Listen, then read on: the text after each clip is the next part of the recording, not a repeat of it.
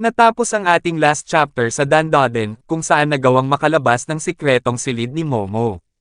Nais na tulungan ni Momo si Gigi at Okaron na makalabas din ng silid, ngunit wala itong mahanap na tali kaya sinunog na lang niya ang bahay upang makapagpapunta ng bumbero.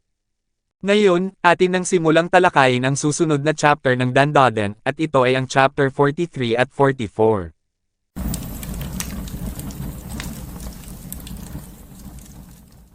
Nagsimula ang chapter, kung saan nag-umpisa ng maglaban sina Okaron at Gigi. Sa sobrang lakas ng pinapakawalang atake ni Gigi gamit ang Spirit Ball, ay unti-unting nasa Syra ang mga bahay, habang nagagawa namang makaiwas ni Okaron. Patuloy lang sa pag-atake si Gigi kay Okaron, hanggang sa muntikan na itong matamaan ng suntok sa mukha. Nang maiwasan ni Okaron ang kanyang suntok, ay sinipa niya muli ang Spirit Ball at tumama ito sa ulo ng ating bida.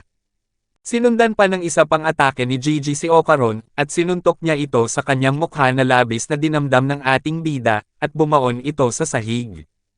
Nagpakawala muli ng isang suntok si Gigi, ngunit sa pagkakataong ito ay nagawa ng makaiwas ni Okaron. Labis ang sakit na nararamdaman ni Okaron sa natamo nitong atake, at ang kanyang bibig ay nagdudugo. Sinabi ni Gigi, na ang paraan mo ng pagtakbo upang makatakas ay talagang nakakainis. Ngunit okay lamang ito, dahil gusto kong magseryoso at gamitin ang katawan ko ng hanggang sa makakaya nito. Bigla namang napansin ni Gigi na nagdugo ang kanyang ilong at sinambit, na ang lason ng bulating iyon ay naaapektuhan ang katawan na ito, at dahil dito ay kailangan na nating tapusin ang laban. Ginamit muli ni Gigi ang Spirit Ball upang atakihin si Okaron, na nagawa naman niyang maiwasan ngunit biglang ibinalik ni Gigi ang Spirit Ball sa pagiging Spirit House na naging dahilan upang makulong si Okaron. Sinaad ni Gigi, na hindi mo magagawang makalabas sa Cursed House na yan. Pumasok si Gigi sa loob ng Cursed House at sinabi, na nakauwi na ako ng bahay. Agad namang nagpakawala ng sunod-sunod na suntok si Gigi, at dahil sa liit ng espasyo na meron sila ay hindi nagawang makaiwas ni Okaron. Habang patuloy na tumatama ang mga atake ni Gigi ay sinabi nito, na nakakasigla. Pagkatapos mo, ang babae naman ang susunod, pahihirapan at papahirapan ko ang malambot at maputing balat niya.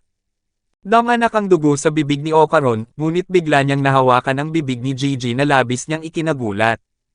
Sinambit ni Okaron, na tumigil ka na sa pagsasalita. Gumawa ka ng tatlong bagay na hindi mo dapat ginawa. Ang una ay sinaktan mo si Momo-chan. Ang pangalawa ay nilapastangan mo si Gigi. Si Gigi ay hindi kayang saktan si Momo. Kaya ibalik mo na siya, ibalik mo ang aking kaibigan. Bigla namang umatake si Gigi gamit ang kanyang kamao, na naiwasan ni Okaron at biglang nag-counter ng uppercut ang ating bida gamit ang kanyang dalawang kamao. Matagumpay na natama ni Okaron si Gigi, habang nais namang gumanti ni Gigi ngunit sinabi ni Okaron na wala ng atrasan. Muling ginawa ni Okaron ang kanyang uppercut ng sunod-sunod, at ang lahat ng kanyang pinapakawalang atake ay tumatama kay Gigi. Nagpakawala ito ng 20 uppercut na para bang Gatling gun, at sa huling atake nito ay nasira ang Cursed House at tumalsik si Gigi sa labas. Matapos mawala ng malay ni Gigi ay sinabi ni Okaron, na ang pangatlo ay hindi mo dapat ako ininis. Nakakapagod ang lahat ng ito. Biglang bumalik sa pagiging tao si Okaron, humandusay din siya sa sahig at sinaad, na Miss Ayase, tulong. Sinusubukan ni Okaron na tumayo habang sinasabi niya sa kanyang sarili, na hindi. Hindi ito ang tamang oras na magpahinga. Hinihintay ako ni Miss Ayase, kailangan kong makapunta sa pinakamataas ng palapag para madaling makatakas. Binuhat ni Okaron si Gigi upang isama ito, habang inilipat ang scene kay Turbocat. Si Turbocat ay naiwan sa silid kung nasaan ang bangkay ng Evil Eye, at ito ay nahihirapang gumalaw dahil sa likido na inilabas ng halimaw. Sinambit ni Turbocat, na hindi ako makaalis sa madikit na likidong ito. Papatayin ko ang siraulo na yon. Ano kaya ang mangyayari sa akin kung hindi ako makaalis dito ng habang buhay? Sumigaw ng malakas si Turbocat, na kung sino man ang nandyan, tulungan niyo ako.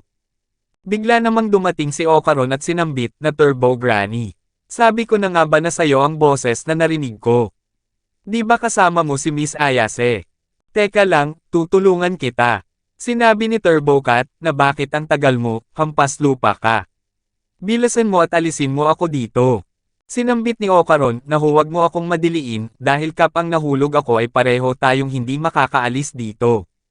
Sinabi ni Turbocat na mangmang ka talaga apat ang mata habang tinulungan na ni Okaron na makaalis ang pusa. Habang hinihila ni Okaron si Turbocat ay sinabi ng pusa na huwag kang madudulas, naririnig mo ba ako? Pagkatapos magsalita ni Turbocat ay nadulas si Okaron at pareho na silang hindi makagalaw.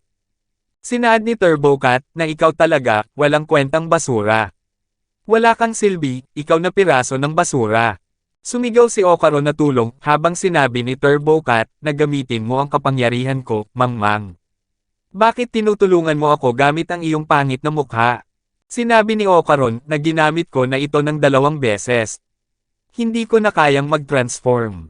Sinambit ni Turbocat na ikaw talaga ay isang malas na anak ng walang hiya, habang sabay na sumigaw ang dalawa na Momo Ayase, tulong.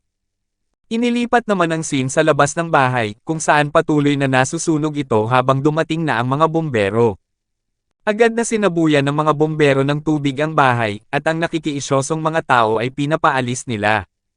Tinanong ng pulis si Momo na ikaw ba ang sumunog ng bahay, habang sinabi ni Momo na oo, pero mas mahalaga, ang mga taong yan, ang pamilyang Kito o kung sino man sila, ay totoong pumapatay ng tao dito. Sinambit ng pulis na dito nakatira ang pamilyang Enjoji, may galit ka ba sa kanila? Sinaad ni Momo na sandali lang, wala tayong patutunguhan dito. Sinabi ng pulis na maari mong sabihin ang lahat sa istasyon, sa ngayon, sumakay ka na sa sasakyan, nandyan ba ang mga magulang mo sa bahay ngayon? May bigla namang napansin si Momo at sinabi na hindi. Kailangan nilang magmadali. Malapit nang lumubog ang araw. Pinigilan ng mga pulis si Momo habang sinabihan niya ang mga bombero na kalimutan nyo na ang bahay. Buhusan nyo ng tubig ang sahig. Buhusan nyo ng maraming tubig ang lupa habang sinabi ng pulis na ikaw na dalaga, pumasok ka na sa sasakyan. Bigla namang yumanig ang lugar na ikinagulat ng lahat. Ang mga tao ay umupo sa lupa habang sinasabi ng mga ito na may malakas na earthquake habang sinabi ng pulis na lalo pa itong lumalakas.